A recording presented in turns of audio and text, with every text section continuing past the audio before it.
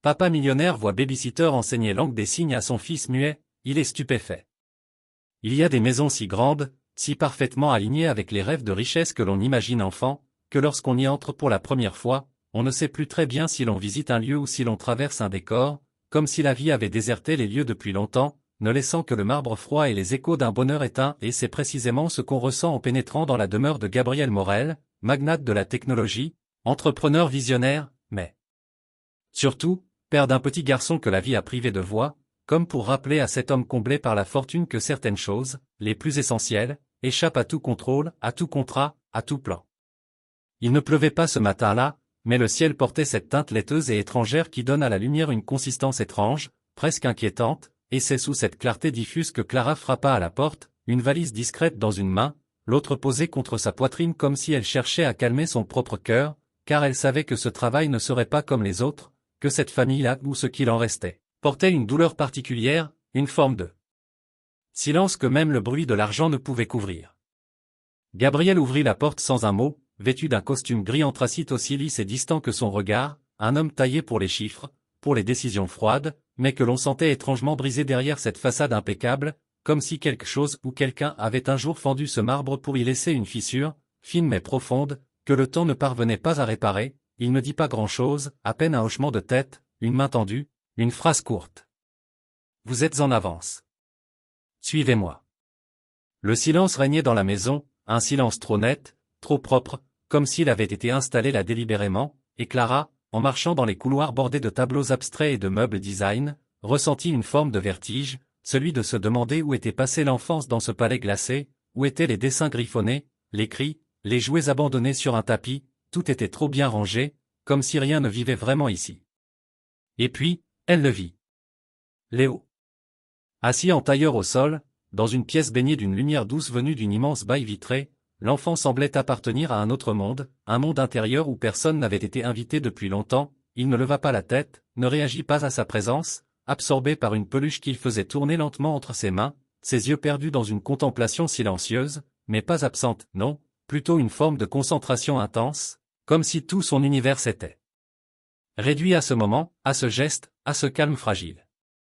Gabriel s'effaça sans un mot, laissant Clara seule dans la pièce, face à ce petit être qui ne parlait pas, ne riait pas, mais qui pourtant semblait habité par quelque chose de profondément vivant, quelque chose que le langage n'avait jamais su contenir. Alors, sans réfléchir, Clara s'agenouilla lentement, s'approcha sans bruit, posa sa valise à côté d'elle et, dans un geste instinctif, tendit la main vers la peluche, pas pour la prendre, mais simplement pour la montrer, pour entrer dans le cadre qu'il s'était dessiné, comme on toquerait à une porte invisible. Léo la regarda alors. Pas longtemps. Une seconde, peut-être deux. Mais ce regard, ce tout petit regard, fut comme un tremblement de terre pour Clara, car elle y lut quelque chose d'infiniment profond, une peur dissimulée, oui, mais aussi une forme de curiosité, de prudence éveillée, comme si l'enfant se disait intérieurement, celle-là ne fait pas de bruit, peut-être que je peux l'écouter. Elle ne parla pas. Elle ne dit pas, bonjour Léo, ni, je m'appelle Clara, ni, tu vas voir, tout va bien se passer. Non, elle leva simplement les mains. Et elle signa. Bonjour. Un mot, un seul, mais dans une langue que peu de gens ici semblaient comprendre, une langue faite de gestes, de silences pleins de sens, une langue que Clara avait apprise pour sa sœur, celle qui n'avait jamais entendu la voix du monde, mais qui l'avait toujours compris mieux que quiconque. Léo ne répondit pas. Pas encore. Mais il regarda. Il suivit le mouvement des mains. Et surtout, il ne s'éloigna pas. Et cela, pour Clara, était déjà immense. Gabriel, de son bureau à l'étage, observait la scène à travers les caméras de surveillance, une habitude prise depuis longtemps non pas par paranoïa, mais par cette incapacité viscérale à lâcher prise, à faire confiance, surtout lorsqu'il s'agissait de son fils, et ce qu'il vit ce matin-là le troubla plus qu'il n'aurait voulu l'admettre. Ce n'était pas le fait que Clara soit parvenue à s'approcher de Léo, d'autres l'avaient fait, ni même qu'elle se soit agenouillée pour être à sa hauteur, un geste que beaucoup croient bienveillant mais que Léo ignorait toujours. Non. Ce qui le troubla, c'est que pour la première fois depuis des mois, son fils avait levé les yeux vers quelqu'un. Et ce regard n'était pas vide. Il y avait quelque chose. Un éclair. Une étincelle. Peut-être même une porte entr'ouverte. Il serra les dents, se recula de l'écran, et murmura, ne t'attache pas. Elle partira comme les autres. Mais au fond de lui, quelque chose, une peur ou un espoir, il ne savait pas encore, venait de naître. Ce soir-là, alors que Clara rangeait ses affaires dans la chambre d'amis qu'on lui avait attribuée, elle sentit quelque chose frôler sa porte. Elle ouvrit doucement. Léo, dans son pyjama trop grand, se tenait là, tenant sa peluche contre lui. Il leva les mains. Et il signa. Merci. Elle resta figée, le cœur battant, incapable de retenir les larmes qui lui montaient aux yeux. Car elle savait. Ce n'était que le début. Et demain, il signerait autre chose. Peut-être un mot qu'il n'avait jamais osé dire. Peut-être papa. Et ce jour-là, le silence doré de cette maison volerait en éclats. Le lendemain, une lumière plus tendre semblait caresser les vitres de la maison, comme si l'aube elle-même avait perçu qu'un frémissement, discret mais profond, venait de bouleverser le rythme figé des jours passés, et dans cet entre-deux fragile entre le silence de la nuit et les bruits artificiels du jour, Clara se leva plus tôt qu'à l'accoutumée, tirée non par une obligation mais par une impatience presque enfantine, un sentiment d'urgence douce qui lui soufflait que chaque instant désormais comptait, que chaque matin serait une occasion de plus de franchir ce mur invisible que Léo avait construit autour de lui, pierre après pierre, depuis la disparition de sa mère. Elle descendit pieds nus, en silence, son cœur battant plus fort que ses pas, et lorsqu'elle entra dans la cuisine, elle le vit assis à la grande table en bois massif, les jambes pendant dans le vide, les yeux déjà posés sur elle, comme s'il l'attendait, comme s'il avait su, sans qu'on ne le lui dise, qu'elle viendrait toujours, tant que lui le voudrait. Clara s'avança sans un mot, et ce fut peut-être cela, justement, le secret, elle n'exigeait rien, ne forçait rien, ne posait pas de questions qui blessent, ne lançait pas ces phrases trop douces et trop vides que d'autres avaient tant répétées, tu peux me faire confiance, je suis là pour toi, non, elle se contentait d'être là, de respirer à son rythme, de lui prêter ses mains comme on tend une clé à celui qui cherche une porte. Et ce matin-là, dans un silence lumineux, elle recommença. Elle signa, bonjour, Léo. Tu veux apprendre un mot aujourd'hui? Il ne répondit pas par les mains, pas encore, mais ses yeux brillèrent un peu plus fort, et il hocha la tête, très lentement, comme si chaque mouvement devait passer d'abord par une bataille intérieure, comme si dire oui était déjà une victoire sur 1000 peurs. Alors Clara, dans un mélange de grâce et de simplicité, lui montra le signe pour jouer, un mouvement doux, circulaire, fait avec les deux mains, une danse discrète qui évoquait la légèreté, le plaisir, l'enfance. Léo essaya. Une fois. Maladroite. Trop vite. Puis une deuxième fois. Et la troisième fut la bonne. Et Clara, dans un élan irrésistible de joie contenue, posa une main sur son cœur et signa, bravo. Léo sourit. Un vrai sourire. Petit, timide, presque surpris de lui-même, mais un sourire. Et c'est à cet instant, précis, suspendu, que Gabriel entra dans la pièce. Il s'arrêta net sur le pas de la porte, incapable de bouger, sa cravate encore à moitié nouée, son téléphone dans une main, son regard figé sur cette scène qu'il ne comprenait pas tout à fait, mais qui le transperçait malgré lui, car il n'avait pas vu son fils sourire ainsi depuis, il ne savait même plus. Clara, consciente de sa présence, ne dit rien, ne changea rien à son attitude, comme si elle refusait de briser la magie de l'instant avec les formalités de l'adulte qu'il était, et Gabriel, troublé, hésita un instant à dire quelque chose, mais se ravisa, comprenant confusément que ces mots ne serviraient à rien ici, que dans cette pièce, à cet instant, une autre langue s'était imposée, plus puissante, plus vraie. Il fit demi-tour sans un bruit. Plus tard dans la journée, tandis que Léo faisait la sieste dans sa chambre remplie de lumière dorée, Clara sirotait un thé au jardin, les yeux posés sur les arbres impeccablement taillés qui entouraient la propriété, lorsque Gabriel la rejoignit, sans invitation, sans ironie, sans masque cette fois. Il s'assit à côté d'elle, et pendant un moment long, ni l'un ni l'autre ne parla. Ce fut lui qui brisa le silence, d'une voix moins dure que d'habitude, presque basse, presque hésitante. Je ne savais pas qu'il pouvait sourire comme ça. Clara tourna la tête vers lui, et répondit sans le regarder trop longtemps, il ne le pouvait pas. Il n'avait juste jamais eu la permission. Gabriel haussa un sourcil, sans colère, mais avec cette forme de douleur qui naît chez ceux à qui l'on vient de tendre un miroir qu'ils n'avaient jamais osé regarder en face. Je l'ai emmené chez les meilleurs spécialistes, dans les cliniques les plus réputées. Ils ont tous dit qu'il fallait de la stimulation, de la patience, qu'il finirait peut-être par parler. Clara hocha doucement la tête, puis, les yeux toujours posés sur les branches légères des saules pleureurs, murmura, ils ont sans doute raison. Mais personne ne lui a demandé comment il voulait être entendu. Gabriel resta silencieux, pensif. Et dans ce silence, quelque chose céda. Un orgueil. Une posture. Il leva lentement les mains, maladroitement, et tenta de reproduire le signe que Clara avait fait plus tôt jouer mais se trompa, inversa les gestes, hésita, s'embrouilla. Clara éclata de rire. Pas un rire moqueur, mais un rire clair, doux, le rire de celle qui voit un homme tomber enfin le masque, et qui l'aime pour cela. Gabriel la regarda, un sourire rare sur les lèvres, et dit, « Montrez-moi. Apprenez-moi à parler à mon fils. » Ce soir-là, Léo resta debout plus longtemps que d'habitude, les yeux brillants comme s'il sentait que quelque chose d'important était en train de naître, une promesse silencieuse tissée entre les gestes maladroits de son père et les signes gracieux de Clara, une chorégraphie encore imparfaite mais pleine d'intention, et lorsqu'il se coucha, il ne tourna pas le dos à la porte comme il le faisait chaque soir, mais resta face à elle, les mains posées sur sa peluche, les yeux ouverts sur un monde qui commençait enfin à lui ressembler. Clara, en refermant la lumière, sentit une émotion étrange l'envahir, pas seulement de la joie, ni de la tendresse, mais une forme de vertige, comme si elle réalisait à quel point elle s'était attachée, trop vite, trop fort, à cet enfant, à ce père brisé, à cette maison qui s'éveillait lentement d'un long cauchemar sans bruit. Et dans le couloir, au moment de redescendre, elle sentit soudain un souffle chaud contre sa nuque. Gabriel, plus proche qu'elle ne l'avait cru, la regardait avec une intensité nouvelle. Il murmura, « Ce que vous faites ici, ce que vous faites pour lui, ça dépasse tout ce que j'ai pu acheter. » Et dans ses yeux, il y avait autre chose. Une peur. Une gratitude. Et peut-être, déjà, un début d'attachement dangereux. Clara sentit son cœur se serrer. Car elle le savait. Ce genre de miracle, le monde ne le laisse jamais durer longtemps.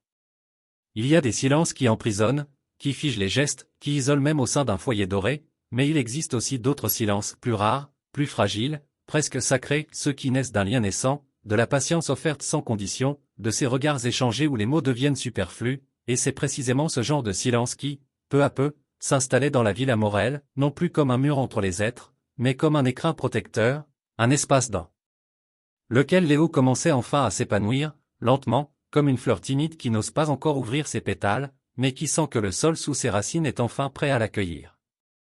Depuis ce matin lumineux où Léo avait, pour la première fois, signé un mot, depuis ce moment où Gabriel avait maladroitement tenté de reproduire ce geste, Clara avait instauré un petit rituel quotidien, fait de signes simples, de jeux visuels, de chansons signées et de petites histoires racontées avec les mains, avec les yeux, avec tout ce que le corps pouvait exprimer lorsqu'il était libéré du poids de la parole, et il ne fallut que quelques jours pour que Léo commence à reproduire certains gestes sans qu'on le lui demande, à initier lui-même des interactions, à montrer du doigt les objets qu'il désirait, puis à signer un mot pour les nommer, et chaque fois qu'il réussissait, un sourire discret s'emparait de ses lèvres, comme une récompense intime qu'il s'accordait lui-même, et qui faisait vibrer quelque chose de très profond chez Clara.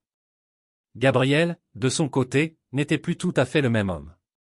Il passait plus de temps à la maison, prétextant des appels à passer depuis son bureau, mais descendant plus souvent, observant les séances depuis l'encadrement d'une porte, se mêlant parfois aux exercices, et Clara, sans jamais le lui faire remarquer, voyait bien qu'il s'efforçait d'apprendre lui aussi, d'imiter les signes, de comprendre cette langue qu'il n'avait jamais soupçonnée si riche, si pleine de sens et de poésie, et même si ses gestes restaient maladroits, empruntés, parfois inversés ou trop rapides, il y avait dans sa démarche une sincérité touchante, celle d'un père qui avait longtemps été absent sans jamais partir, et qui maintenant tentait de revenir vers son fils non plus par les moyens traditionnels, mais par la voie offerte par Clara, une voie qu'il n'aurait jamais cru emprunter, et qui pourtant semblait la seule capable de le ramener vers lui.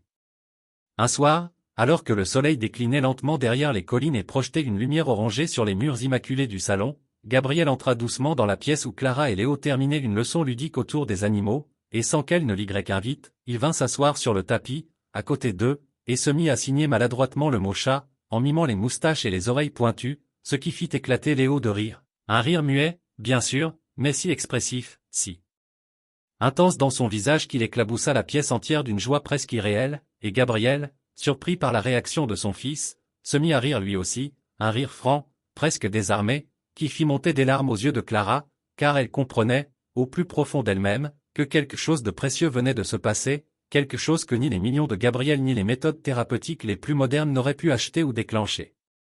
Et à partir de ce moment-là, les murs commencèrent véritablement à tomber. Pas seulement ceux qui entouraient Léo, mais aussi ceux que Gabriel avait construits en lui, depuis la mort tragique de son épouse, ce matin pluvieux où un accident de voiture avait tout arraché sans prévenir, ne laissant derrière lui qu'un vide immense, un fils silencieux et une culpabilité si tenace qu'elle s'était glissée dans chaque décision, chaque geste, chaque recoin de sa maison, et que seul le travail, les chiffres, la réussite avaient réussi à anesthésier, jusqu'à maintenant. Peu à peu, il parla davantage à Clara, non plus seulement en tant qu'employée ou éducatrice de son fils, mais comme à une confidente qu'il n'avait pas vue venir, une présence douce et stable dans un quotidien devenu plus fragile qu'il ne voulait bien l'admettre, et Clara, de son côté, écoutait sans juger, posait parfois une question, souvent ne disait rien, mais il sentait qu'elle comprenait, qu'elle percevait cette douleur qu'il n'avait jamais su nommer, et qu'elle ne cherchait pas à la guérir. Seulement à la laisser exister, ce qui était déjà immense. Une nuit, alors que Clara lisait sur la terrasse, emmitouflée dans un châle léger, Gabriel s'approcha, 2 tasses de thé brûlant à la main, et s'assit près d'elle sans un mot, les yeux perdus dans les constellations floues au-dessus d'eux, et après un long silence, il souffla doucement, « Il y a quelque chose de vous dans ce qu'il devient, quelque chose que je n'arrive pas à définir, mais que je ressens chaque jour un peu plus. » Clara ne répondit pas tout de suite, et lorsqu'elle parla, ce fut presque un murmure, « Ce n'est pas de moi. C'est de lui. Il avait juste besoin qu'on lui tende la main. » Gabriel la regarda alors comme on regarde un tableau qu'on découvre pour la 100e fois et qu'on comprend enfin. Et pourtant, dans ce tableau presque parfait, une ombre allait bientôt surgir. Un matin, alors que Clara préparait Léo pour une promenade dans le parc attenant à la villa, une enveloppe cachetée attendait sur la table de la cuisine. Elle l'ouvrit, distraite. Et s'arrêta net. C'était une lettre officielle. Une offre? Un poste à l'étranger. Responsable d'un programme innovant d'intégration par la langue des signes, dans une fondation renommée à Vancouver, un rêve qu'elle avait nourri autrefois, avant Léo, avant cette maison, avant Gabriel. Le poste était prestigieux, le salaire honorable, la mission profondément alignée avec ses convictions. Mais ce n'était pas ici. Ce n'était pas avec eux. Et alors que Gabriel entrait dans la pièce, les yeux encore pleins de sommeil, et qu'il lui lançait un regard doux en lui demandant si tout allait bien, Clara, la lettre toujours en main, sentit son cœur se serrer, car elle savait déjà que ce choix, aussi simple qu'il paraissait sur le papier, allait lui coûter bien plus qu'elle ne l'aurait imaginé. Et Léo, de l'autre côté du couloir, l'observait à distance. Il ne savait pas lire les mots sur la lettre. Mais il voyait le trouble dans les yeux de Clara. Et dans les siens à lui, pour la première fois depuis longtemps, un mot se formait, un mot qu'il n'avait encore jamais signé, un mot qu'il gardait au chaud depuis des jours, sans oser le sortir. Reste. Il existe des instants dans la vie où le cœur, pris entre 2 pulsations, semble suspendu à un fil invisible, comme s'il attendait un signe du destin pour battre à nouveau, un souffle, un regard, un mot prononcé ou dans le cas de Clara, un mot signé pour oser décider entre ce qui fait sang et ce qui fait battre, entre le rêve qu'il avait porté si longtemps et la réalité imprévue qui, depuis quelques semaines, la réinventait à chaque respiration, et c'est précisément dans cet entre-deux. Dans cette zone floue entre le départ et le renoncement, entre la promesse d'un avenir construit et l'attachement silencieux mais brûlant à un présent inattendu, que Clara se trouvait désormais enfermée, sans savoir comment en sortir sans perdre une partie d'elle-même. Elle relisait cette lettre encore et encore, comme si les mots pouvaient se transformer sous ses yeux, comme si une autre version de la réalité allait s'écrire spontanément, une version où la décision ne lui appartenait plus, où le choix serait fait pour elle, pour qu'elle n'ait pas à trancher entre sa vocation, cette mission qu'elle s'était jurée de poursuivre, cette lutte pour donner une voix à ceux que le monde oublie et l'attachement profond, presque viscéral, qu'elle ressentait.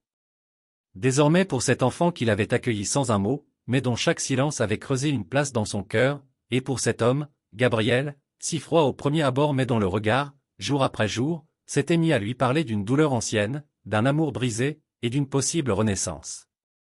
Et pendant qu'elle était là, figée, la lettre encore ouverte dans ses mains tremblantes, Léo, lui, l'observait à distance, les yeux grands ouverts, son petit corps caché derrière le chambranle de la porte, comme s'il pressentait que quelque chose d'irréversible était en train de se jouer, qu'un équilibre fragile menaçait de basculer, et dans son silence désormais habité de sens, il tenta de comprendre ce que son cœur, encore trop jeune pour analyser, ressentait avec une force brutale. L'angoisse sourde de l'abandon, la terreur muette que Clara, cette présence douce et constante, ne repartent comme toutes les autres, comme les figures passagères qui avaient un jour tenté d'approcher son monde sans vraiment le comprendre, et qui l'avaient toujours laissé plus seul qu'avant. Gabriel, quant à lui, n'avait rien vu venir. Depuis quelques jours, il se laissait aller à croire, pour la première fois depuis des années, que la paix, ou du moins un semblant de bonheur, pouvait être possible à l'intérieur de ces murs trop silencieux, que la complicité grandissante entre Clara et Léo, à laquelle il commençait lui-même à participer, pouvait peut-être devenir un avenir stable, quelque chose de vrai, de durable, sans qu'il n'ait à se méfier, à fuir, à se refermer comme il l'avait toujours fait depuis la disparition de sa femme. Mais ce matin-là, en voyant Clara aussi pâle, aussi absente, les yeux rivés à une feuille qu'elle ne voulait pas replier, quelque chose d'invisible se brisa en lui, une faille qu'il n'avait pas voulu voir, une réalité contre laquelle il n'avait aucun pouvoir. Clara avait une vie au-delà d'ici, un passé qu'il ne connaissait qu'en fragments, et un avenir peut-être déjà en marche sans lui. Il ne dit rien, mais son regard se durcit imperceptiblement, comme si un vieux réflexe revenait hanter ses traits, celui du repli, de la distance, de l'armure remise avant même d'avoir compris d'où venait la menace, et Clara le sentit aussitôt, ce froid subtil, ce mur invisible qui se relevait peu à peu entre eux, et cela lui fit plus mal qu'elle ne l'aurait cru. Le reste de la journée se déroula dans une tension insidieuse, chacun jouant un rôle, chacun évitant les yeux de l'autre, comme si parler ou signer risquait de faire éclater une vérité encore trop lourde pour être dite, mais Léo, lui, ne jouait pas. Il voyait. Il ressentait.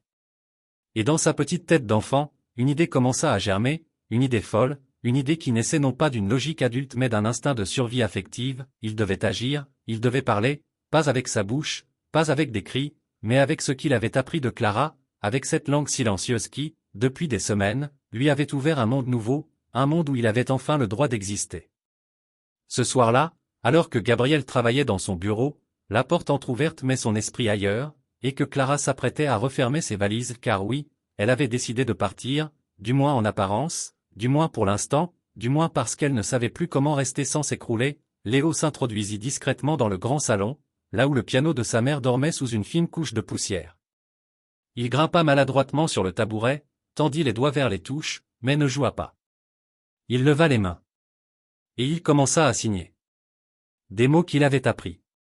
Des mots qu'il avait gardés. Des mots qu'ils n'avaient jamais encore utilisés tous ensemble, dans cet ordre-là. Papa.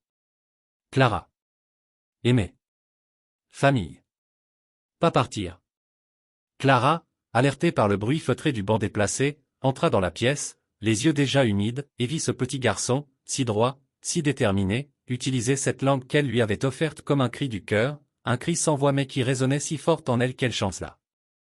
Et Gabriel, attiré par l'émotion qui vibrait jusque dans les murs, arriva lui aussi. Il vit son fils. Il vit Clara. Et il comprit. Mais avant qu'il ne puisse parler, avant qu'il ne puisse faire un pas, la sonnette retentit. Un homme en costume se tenait à la porte, un sourire poli sur les lèvres. Il tendit une carte. Monsieur Morel ? Je suis envoyé par la Fondation Horizon. Nous venons finaliser le départ de mademoiselle Clara Dubois pour Vancouver. Elle a été sélectionnée parmi des centaines de candidats. C'est une opportunité rare, et le vol est prévu pour demain matin. Gabriel blêmit. Clara recula d'un pas. Léo, lui, la regardait. Et dans ses yeux, une terreur brute. Car il venait tout juste de trouver les mots. Et il risquait déjà de les perdre. Il y eut ce moment de flottement, ce silence trop plein, ce vide soudain qui s'abattit sur la pièce comme une brume dense et immobile, et dans ce silence, quelque chose se fendilla, quelque chose de profond, d'intime, quelque chose que ni Gabriel ni Clara ne pouvaient encore nommer, mais que Léo, lui, ressentait dans sa chair avec la violence brute de l'enfance, cette sensation d'abandon imminent, d'un effondrement que même les signes les plus beaux, les plus forts, ne pourraient empêcher, car il n'y a pas de geste assez grand pour retenir quelqu'un qui a déjà un pied ailleurs, un pied dans un autre rêve, dans une autre vie. Clara regardait l'homme en costume comme on regarde un verdict tombé trop tôt, comme on regarde une fin prématurée, une sortie de scène qu'on n'avait pas répétée, et dans son cœur, la lettre qu'elle avait acceptée avec tant de fierté se transformait peu à peu en fardeau, en poids muet qui pesait sur sa poitrine, une décision qui, sur le papier, était parfaite, logique, méritée, mais qui, à cet instant précis, semblait cruelle, déplacée, presque absurde face au petit garçon qui, les mains encore en suspens, attendait une réponse, une promesse, un miracle et Gabriel, debout à côté d'elle, se tenait droit, trop droit, comme s'il voulait paraître fort, digne, impassible, mais ses yeux trahissaient un tumulte qu'il ne savait plus contenir. Il aurait voulu parler. Dire quelque chose. Mais quoi? Lui demander de rester? Lui dire qu'il avait besoin d'elle? Lui dire que Léo, depuis son arrivée, avait recommencé à vivre? Lui dire que lui-même, dans les gestes maladroits qu'elle lui avait enseignés, avait retrouvé une part de lui qu'il croyait à jamais perdue. Mais aucun mot ne franchit ses lèvres, parce que Gabriel Morel, l'homme de chiffres, de stratégie, de contrat, n'avait jamais su parler quand cela comptait vraiment, et que maintenant, au moment crucial, il se retrouvait, comme son fils, dépourvu de voix. Alors ce fut Léo qui fit le pas. Lui, le petit garçon muet. Lui, celui que tout le monde avait dit fermé, inatteignable, enfermé dans son propre monde. Lui, qui maintenant s'avança au milieu du salon, les poings tremblants, les joues rouges d'émotion, et qui, devant eux tous, devant l'homme de la fondation, devant Clara et Gabriel, commença à signer, lentement, distinctement, chaque geste pesé, chaque mouvement empli de tout ce qu'il n'avait jamais su dire autrement. Ne pars pas. Je t'aime. Tu es ma famille. Et puis, dans un élan soudain, comme poussé par quelque chose de plus grand que lui, il ouvrit la bouche. Ce ne fut pas un cri. Ce ne fut pas un mot parfaitement formé. Mais ce fut un son. Un son humain, éraillé, tremblant, à peine audible, mais chargé d'une telle force, d'un tel poids émotionnel que tout le reste s'effaça. Ma. Clara s'écroula à genoux. Pas parce qu'elle croyait qu'il l'appelait maman, non, mais parce qu'elle comprenait, dans cette tentative fragile et miraculeuse, que Léo venait de briser le dernier mur, non pas pour parler comme les autres, mais pour toucher le cœur de celle qu'il avait compris sans jamais l'obliger à parler, celle qui lui avait donné les moyens de s'exprimer autrement, mais qui, par sa seule présence, lui avait aussi redonné l'envie de tenter l'impossible. Gabriel s'approcha, le cœur en vrac, et s'agenouilla à côté de son fils. Il leva les mains. Et il signa, du mieux qu'il put, dans un langage encore imparfait, mais chargé d'émotions brutes, « Je suis fier de toi ». Léo se jeta dans ses bras. Et Clara, en les regardant, comprit. Non pas que sa place était ici. Mais que l'amour, lorsqu'il est vrai, n'est pas un ancrage, une prison, un choix binaire entre rester et partir, c'est une promesse vivante, un feu qu'on peut porter avec soi, partout, même à l'autre bout du monde. Elle prit la main de Léo, la serra dans la sienne, laissa couler ses larmes, et se tourna vers l'homme de la fondation. Je ne pars pas demain. Il haussa un sourcil. Elle sourit. Je n'abandonne pas un enfant au milieu de son premier mot. Et elle ne partit pas, du moins pas tout de suite. Les semaines passèrent. Les jours se firent doux. Léo apprit de nouveaux signes, de nouveaux sons, et un soir, alors qu'ils étaient tous trois réunis autour d'un feu dans le jardin, il s'approcha de Gabriel, lui toucha doucement la main, et dit, cette fois avec clarté, « Papa ». Gabriel ne pleura pas. Il ne le fallait pas. Car parfois, le silence, même brisé, vaut mieux que tous les sanglots du monde. Clara, bien plus tard, accepta de rejoindre la fondation. Mais à distance. Depuis un petit centre qu'elle créa avec Gabriel, dédié aux enfants comme Léo, un lieu de paix et de gestes, un endroit où le langage ne s'imposait jamais, mais se proposait, doucement, comme une main tendue dans l'obscurité. Et elle resta. Pas comme une employée. Pas comme une invitée. Mais comme un battement de cœur dans une maison qui, autrefois, ne faisait que résonner du silence d'un deuil impossible. Parfois, en fin de journée, lorsque la lumière dorée s'étire sur les murs de la maison, Gabriel observe Clara qui rit avec Léo, et il se dit que les choses les plus précieuses n'ont pas besoin de promesses officielles, ni de grandes déclarations, elles se tissent dans le quotidien, dans les gestes qu'on répète, dans les silences qu'on respecte, dans les regards qu'on soutient. Et dans un monde où on cherche à être entendu, ils avaient simplement appris à s'écouter autrement. Pas avec les mots, mais avec le langage du cœur. Et peut-être, au fond, est-ce la seule langue universelle qui vaille vraiment la peine d'être apprise. Les années passèrent. Non pas comme passent les choses que l'on oublie, mais comme mûrissent les fruits que l'on cueille trop tard, trop doucement, avec cette crainte irrationnelle de les abîmer en les aimant trop fort. Et dans la villa Morel, devenue peu à peu un havre paisible où le silence n'était plus un vide mais un refuge, les jours s'écoulaient comme une suite de gestes tendres, de routines nouvelles, de promesses silencieuses tenues sans bruit. Léo avait grandi. Pas comme les autres, non. Il ne courait pas après les mots à toute allure, ne se pressait pas pour entrer dans les normes que le monde érigeait comme des murs infranchissables. Mais il avançait. À son rythme. Avec sa lumière propre, cette lumière intérieure que Clara avait découverte un jour dans ses yeux baissés, et que Gabriel avait appris à reconnaître comme la plus belle chose que son fils possédait. Il parlait un peu, parfois. Des mots simples, qu'il avait choisis lui-même, comme on choisit des galets précieux sur la plage d'une vie compliquée. Mais surtout, il signait. Avec grâce. Avec intensité. Avec cette force tranquille de ceux qui, privés longtemps d'un langage, avaient fini par en bâtir un autre, plus profond, plus nuancé, plus vrai. Le centre que Clara et Gabriel avaient fondé ensemble s'était agrandi. Au départ, il n'y avait qu'une salle, quelques tapis, des jouets soigneusement choisis, et surtout, des mains bienveillantes. Mais très vite, les familles vinrent. Puis les enseignants. Puis les thérapeutes. Et bientôt, la villa elle-même dut céder un étage entier à cette mission devenue plus grande que, ce rêve devenu réalité, offrir un lieu où les enfants comme Léo pouvaient être compris avant même d'être entendus, où leurs gestes étaient reçus comme des poèmes silencieux, et leur silence, comme des réponses. Clara, elle, n'avait jamais vraiment quitté. Oh, bien sûr, il y avait eu des séjours à Vancouver, des conférences, des formations, des allers-retours entre ici et là-bas, mais elle revenait toujours. Non pas parce qu'elle y était obligée, mais parce que c'était ici que battait son cœur. C'était ici que Léo l'attendait, que Gabriel l'accueillait avec ce sourire désormais débarrassé de ses anciennes défenses, ce sourire qui disait tout sans jamais trop en dire.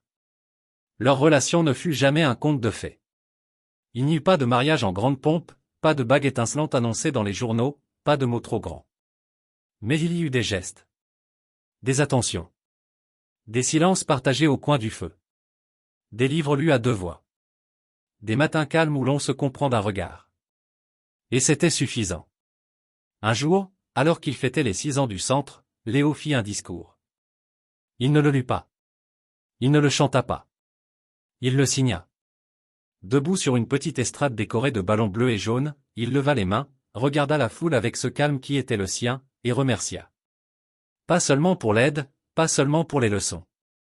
Il remercia pour la patience, pour l'écoute, pour l'amour. Il signa chaque mot avec une lenteur maîtrisée, une dignité lumineuse, et lorsque ses mains dessinèrent les contours du mot famille, tous ceux qui l'avaient connu muet pleurèrent en silence. Gabriel, debout au premier rang, les bras croisés sur sa poitrine, se souvenait de tout, des cris jamais poussés, des nuits passées à attendre un miracle, des jours d'impuissance, des mois de solitude, et de ce matin lointain où une jeune femme inconnue avait frappé à sa porte avec une valise légère et un cœur immense. Clara, à ses côtés, sentit sa main chercher la sienne. Il ne dit rien. Il n'en avait pas besoin. Car dans leurs doigts entrelacés, il y avait tout, le passé, le présent, l'avenir. Et Léo, en descendant de l'estrade, les rejoignit, se glissa entre eux, saisit une main de chacun et, dans un geste improvisé, tendre et solennel, les leva au-dessus de sa tête, comme pour les unir une fois pour toutes dans ce triangle muet et parfait qu'était leur amour. Il n'y eut pas d'applaudissements tonitruants. Seulement un souffle partagé. Un instant suspendu. Et dans ce silence-là, le plus beau de tous, la vie continua, douce, fidèle, surprenante. Parce que certaines histoires n'ont pas besoin de fin. Elles ont juste besoin d'être vécues, encore, et encore.